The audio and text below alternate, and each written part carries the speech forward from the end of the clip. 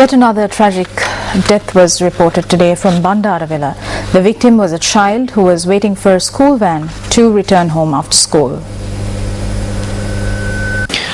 7-year-old Kasun Lashan, who was a grade 3 student of the Sivali Mahavidyalaya in Bandaravilla, was waiting at this location for the van to pick him up after school.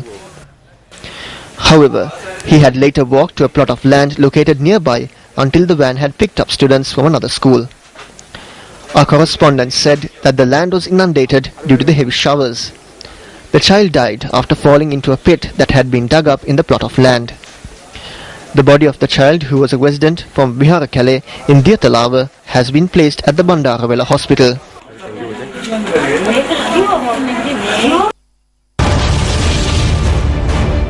Numerous reports of accidents which have claimed the lives of children. A 15-year-old dies after being caught in a paddy thresher in Ratma Gahavava Horo Patana. A 7-year-old dies in Saliyavava Putlam after consuming crab's eye, locally known as Olinda seeds. A 12-year-old boy who is run over by a hand tractor in Jayalanda Galgamua succumbs to his injuries. A preschool student dies after falling into a ditch in Dehiyatakandia.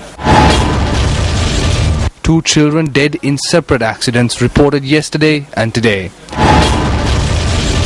Shouldn't parents be more careful with regard to the safety of their children?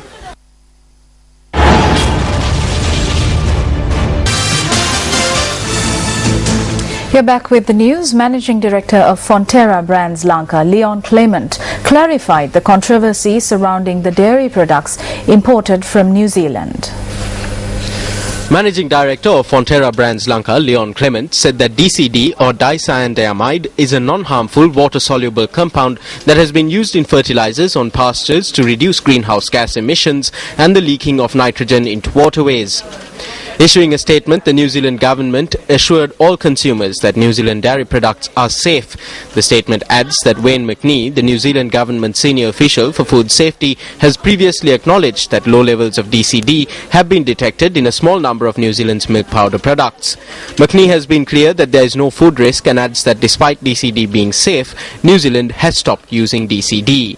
Speaking to News First this evening, the Managing Director of Fonterra Brands Lanka, Leon Clement, explained further. So I just want to reiterate that all New Zealand milk products are 100% safe for consumption, and that they will continue to provide the high quality dairy nutrition that Sri Lankans are used to expect from all of our brands and products in Sri Lanka.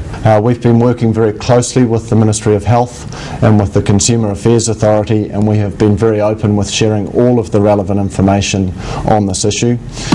United Nations data actually shows that the chemical concern DCD is actually far less toxic than common table salt. The impact and traces of it coming through in milk was in a very small pocket, and as a precaution to protect the reputation of New Zealand dairy products, it was removed from use in New Zealand. Food safety regulators around the world have agreed this is not a food safety concern, and there is no concern internationally about this issue.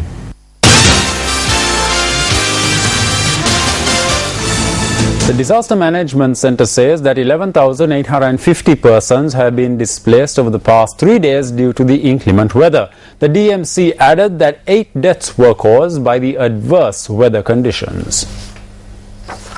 344 persons from 165 families from the Watawala area in Hatton displaced by the inclement weather continue to be sheltered at the Watawala Mahavidyalaya. The houses of the displaced persons that were inundated by floodwaters and mud from the Hatton were cleaned today. This operation took place with the assistance of police personnel from the Hatton, Watawala and Norton Bridge police stations and soldiers from the Lakshapana Army camp. The fire brigade of the Nuwara Municipal Council also assisted in the clean-up effort. A correspondent said that the water levels in the area are receding. Meanwhile, a section of the Hatton-Bagawantalawa main road had experienced a landslide close to the Wanaraja estate. A correspondent said that vehicles are using a single lane on the road.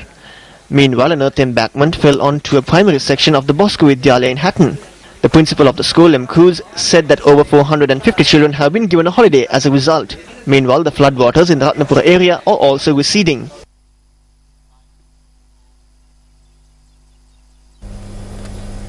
The Department of Meteorology says that the cyclone that developed in the Bay of Bengal is located 11,000 kilometers away from Jaffna in the Bay of Bengal. The Myanmarese government has preemptively relocated around 3,000 residents from the western coastal areas in preparation for an incoming cyclone that is expected to make landfall tomorrow. The tropical cyclone is expected to move through Bangladesh and Myanmar, threatening millions of people in these countries. According to the Meteorological Department of Myanmar, the coastal areas of Rakhine State, Chin State, Taninthiar Division and Sagaing Division are likely to be affected by the tropical cyclones, which is packing winds of about 100 kilometers per hour.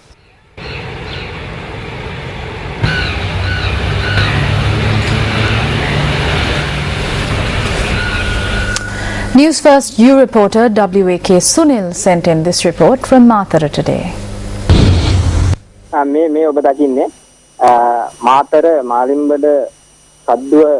What you see here is the part of the Tadua Akurasa road in Malimbada in Mathara, which has been washed away by waters of the Nilwala river close to the Kadua area. This was a result of rising waters of the Nilwala river owing to the heavy rains that were experienced over the past few days. And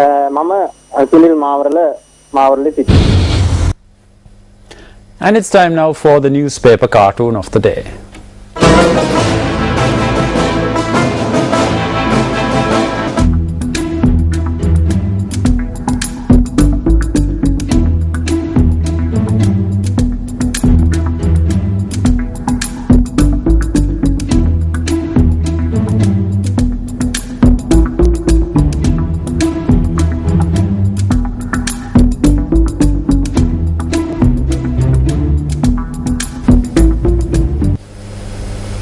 The police suspect that a man who was reported missing in the Kalni River may have jumped into the river. The police media unit said the man was an operations manager at a prominent company in Colombo. The police media unit said that the police suspect that the man who parked his car in Kalanimulla, Valampitiya this morning may have jumped into the river. මම ගංගදියා බැලුවා බානකොට මනුස්සෙක් යන බැන මාත්‍ය තාය කෙනෙක් හිටියා මං එයාට කිව්වා අයියේ මේ කවුද මනුස්සෙක් යනවා කියලා එයා එච්ච විශ්වාස කරේ නැහැ ඊට පස්සේ එයා දැක්කට පස්සේ එයා එකපාරටම මතුවෙලා යට ගියා ආයෙත් ටිකක් දුර ඇවිල්ලා ආයෙත් යට ගියා. The Navy conducted a search operation for the victim this morning. However, our reporter says that this operation was rendered futile given the rising waters of the river. The police say that the man who jumped into the river has been identified as 42-year-old resident of Veerasinghamawatha in Waragoda, Kalaniya. In the meantime, the Reuters reports that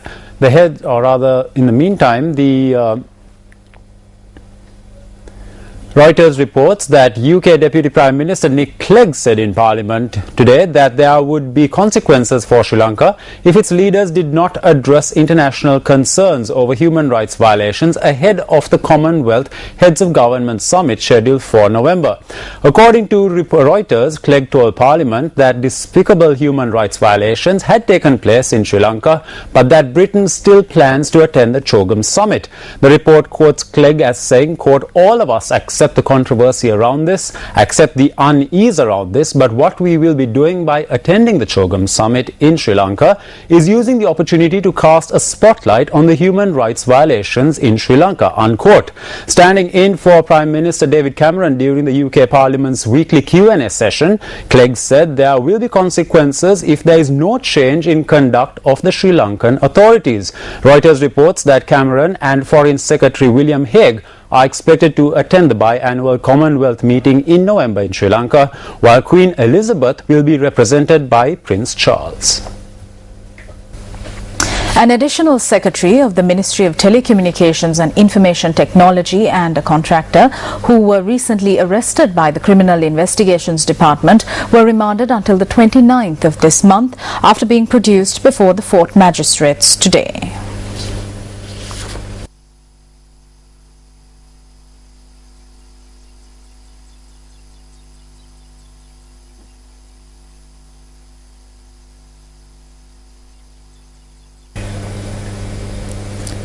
The The suspect was arrested on charges that she had embezzled a sum of 39 million rupees allocated for the Ministry of Telecommunications and Information Technology parallel to the Dayata Kirula National Development Exhibition. When the suspects were produced in court today, one of the suspects informed court via a lawyer that they wished to make a confidential submission to court. Magistrate Tilnagamage informed the suspect that the request would be considered when hearings reconvene on the 29th of this month. While the 39 million rupees in question had been allocated for the construction of a reading hall, restaurant and 490 toilets at the Dayata Kirula exhibition grounds in Ampara, the additional secretary, who is the chief suspect in the case, was the chief executive officer of the project.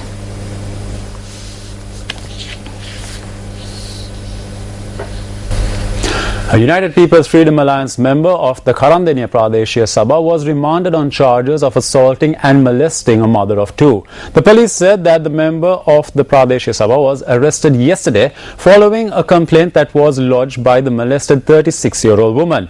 The suspect was produced before the Alpitia magistrate today. Here the suspect was remanded till the 29th of this month.